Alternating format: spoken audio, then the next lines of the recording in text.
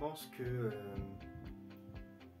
le point que je vais vraiment garder du coaching, c'est que maintenant, je vais plus me limiter en fait à la personne que je suis entre guillemets actuellement, mais que je vais toujours essayer d'incarner la personne que je veux devenir.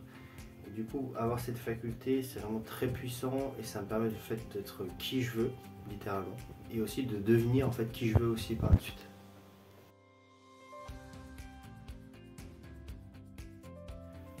Je pense qu'un des premiers blocages, c'était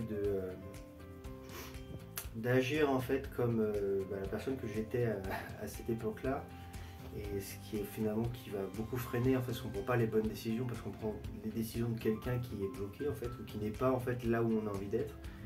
Et depuis le coaching, du coup, en fait, je me projette beaucoup plus facilement et j'incarne vraiment ce que je veux devenir.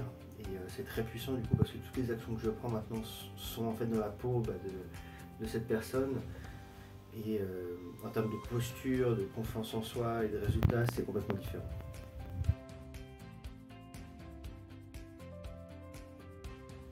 Si je devais décrire l'expérience en 3 ou 5 mots, je pense que le premier, ça serait authenticité.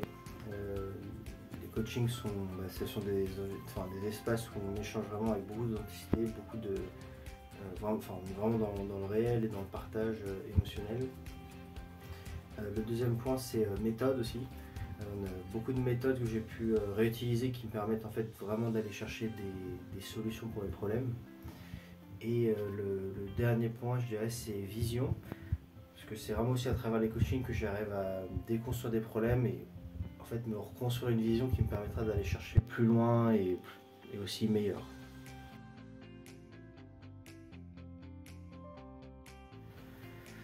Sur le business, je pense que c'est aller chercher des deals beaucoup plus high level avec des TGM beaucoup plus élevés que ce que j'avais prévu à l'origine quand je m'étais lancé.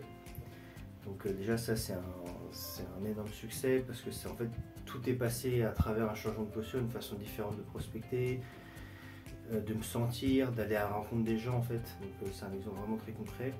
Et après d'autres je pense points marquants, c'est beaucoup plus de puissance lorsque je communique avec les autres, pour créer des relations, pour être pertinent, pour être la bonne personne aussi en face des autres par moment.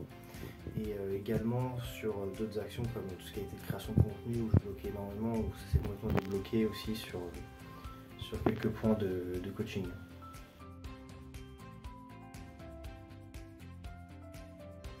Je pense que du coup le conseil vraiment que j'ai à partager, c'est ne faites pas un coaching si vous attendez des solutions aux problèmes, vous en aurez pas.